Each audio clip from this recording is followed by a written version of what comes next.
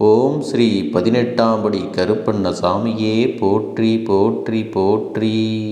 என் அன்பு பிள்ளையே, இன்று உன் கருப்பண்ணசாமி உன் இல்லத்தில் உனக்கு தெரியாமல் ஒருவர் செய்து வைத்திருந்த செய்வினையை எடுக்க வந்திருக்கின்றேன். அப்பா இப்படி சொன்னவுடன் நீ பயந்துவிட வேண்டாம். உன்னுடைய மனதிற்குள் இப்பொழுது ஏகப்பட்ட குழப்பங்கள் கூட வந்திருக்கலாம். நம் அப்பன் நம்மிடத்திலே என்னை தாண்டி யாரும் எதுவும் செய்துவிட முடியாது என்று சொல்லியிருக்கிறார். ஆனால் இப்பொழுதோ நம் இல்லத்தில் யாரோ ஒருவர் செய்வினையை செய்திருக்கிறார் என்று சொன்னால் எப்படி பயப்படாமல் இருக்க முடியும் என் அப்பனே என்று நீ கேட்கலாம். இத்தனை நாட்களும் உன்னுடைய பிரச்சனைகளுக்கு இதுதான் காரணமாக இருக்குமோ என்று கூட நீ நினைக்கலாம். என் அன்பு பிள்ளையே, நீ நினைப்பது எல்லாம் உண்மைதான். என் தங்கமே, என்னை தாண்டி யாரும் இது போன்ற காரியங்களை எல்லாம் செய்துவிட முடியாது. ஆனால் நீ நினைத்தால் உனக்கு யாரும் எதையும் வைக்க முடியும்.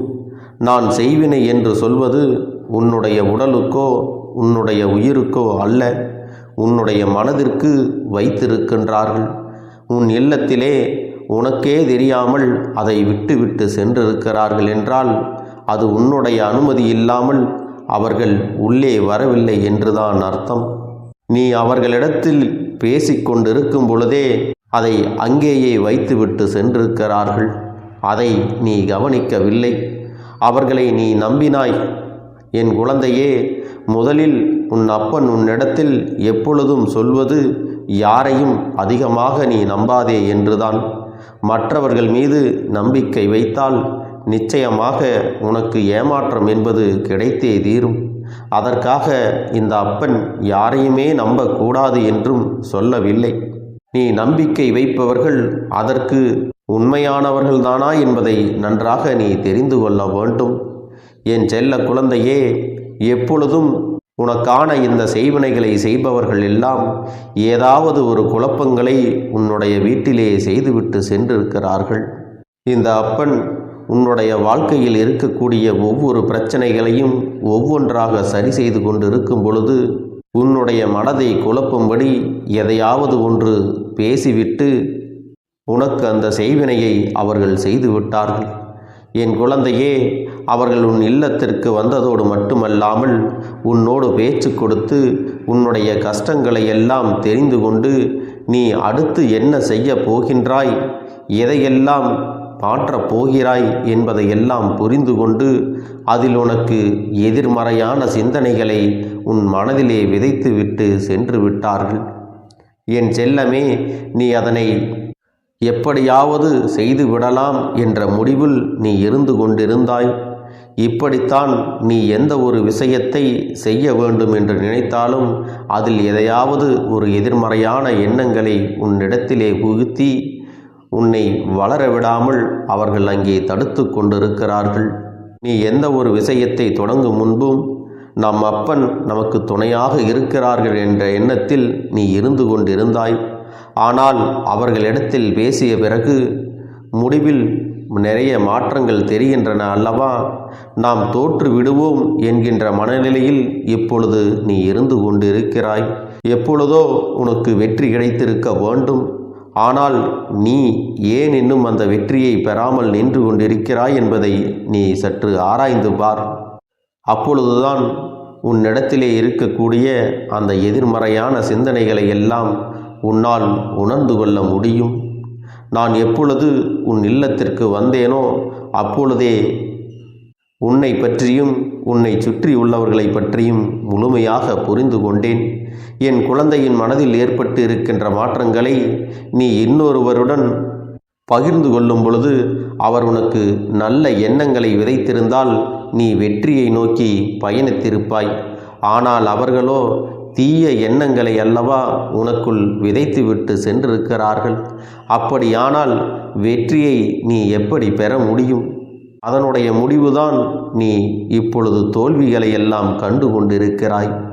எனக்கு எதையோ யாரோ செய்து விட்டார்கள் என்று நீ புலம்பிக் கொண்டிருக்கிறாய்.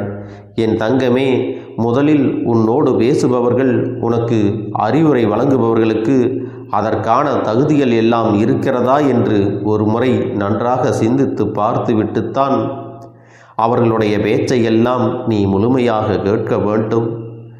என் பிள்ளையே, அவர்களிடத்திலிருந்து உனக்கு எதிர்மறை எண்ணங்கள், எதிர்மறை ஆற்றல்கள் மட்டுமே கிடைக்கிறது என்று தெரிந்தால் நீ இது போன்றவர்களுடன் முதலில் அதிகமாக பேசுவதை நீ நிறுத்தி கொள்ள வேண்டும்.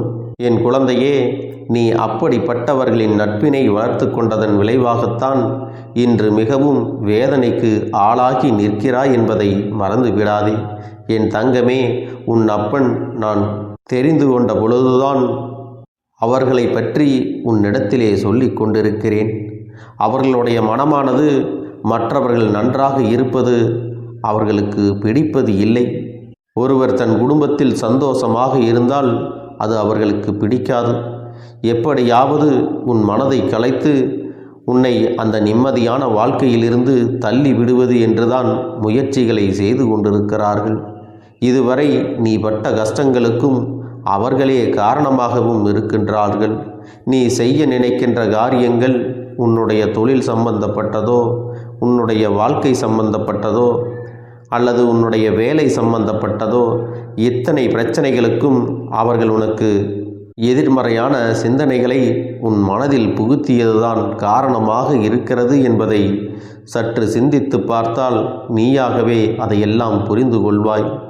என் தங்கமே, இதையெல்லாம் நீ தெளிவாக சிந்தித்து பார்த்து புரிந்து கொள்ள வேண்டும். அதற்காகத்தான் உன் அப்பன் உன்னிடத்திலே இன்று பேச வந்திருக்கின்றேன்.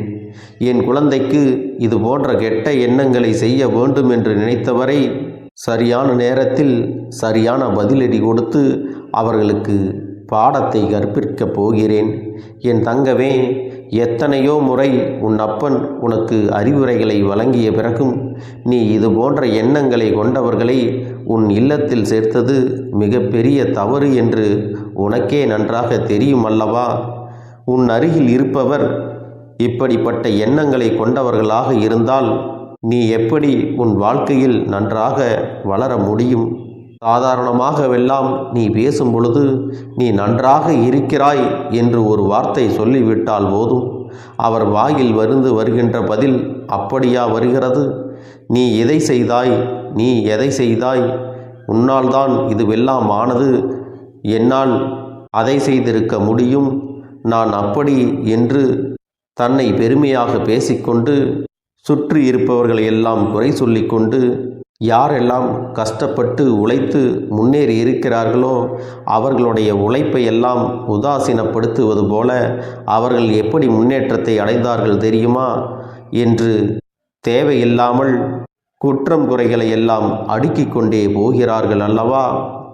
உன்னுடைய புதிய முயற்சிகள் ஏதேனும் இருந்து அவர்களிடத்திலே அதை சொல்லிவிட்டால் அவர் சொல்லக்கூடிய பதில் என்ன தெரியுமா? இதுவெல்லாம் சாத்தியமே கிடையாது, இது உன்னால் முடியாது. இதைத்தான் அவர் உனக்கு பதிலாக எப்பொழுதுமே சொல்லி கொண்டிருப்பார். என் தங்கமே, இது போன்ற மனிதர்களிடமிருந்து எப்பொழுதுமே நீ விலகி இருப்பது மட்டுமே உனக்கு நல்லது என்பதை புரிந்து கொள்ள வேண்டும். என் அன்பு பிள்ளையே, இந்த கருப்பண்ண சாமியின் ஆசீர்வாதங்களும் அன்பும் துணையும் என்றென்றைக்கும் உனக்கு முழுமையாக கிடைத்து கொண்டே இருக்கும்.